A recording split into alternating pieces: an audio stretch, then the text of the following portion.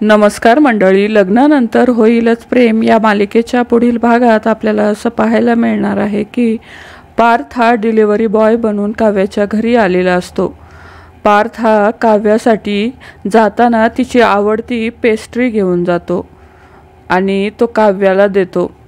काव्या म्हणते की हे नक्की पार्थ देशमुखांचंच काम असेल, तिथे सुद्धा मला शांत राहू देत नाही, इथे राहून सुद्धा माझ्या घरी ऑर्डर करतायत।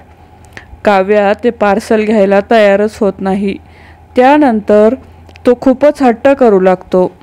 त्यानंतर काव्या बळजबरीने पार्सल घेते व ती विचारते की किती पैसे झालेत।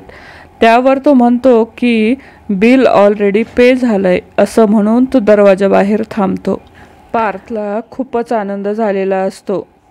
त्यानंतर तो बाहेर येऊन स्वतःशीच बोलतो की आपण काव्याला गिफ्ट पण दिलंय आणि तिला कळलं सुद्धा नाही। त्याच वेळी काव्या पार्थला फोन लावते आणि ती दार उघडून पाहते।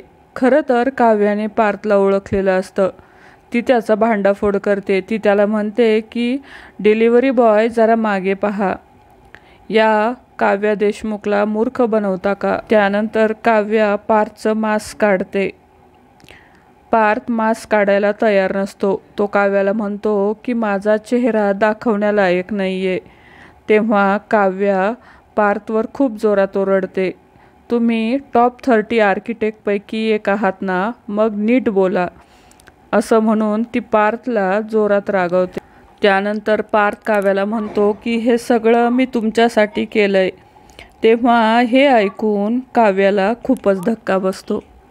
तर मंडळी, काव्याला पार्थच्या प्रेमाची जाणीव होणार का हे पाहणं अतिशय रंजक असणार आहे। तर लग्नानंतर होईलच प्रेम या मालिकेचे नवनवीन अपडेट पाहण्यासाठी आपल्या चॅनलला नक्की सबस्क्राईब करा। धन्यवाद।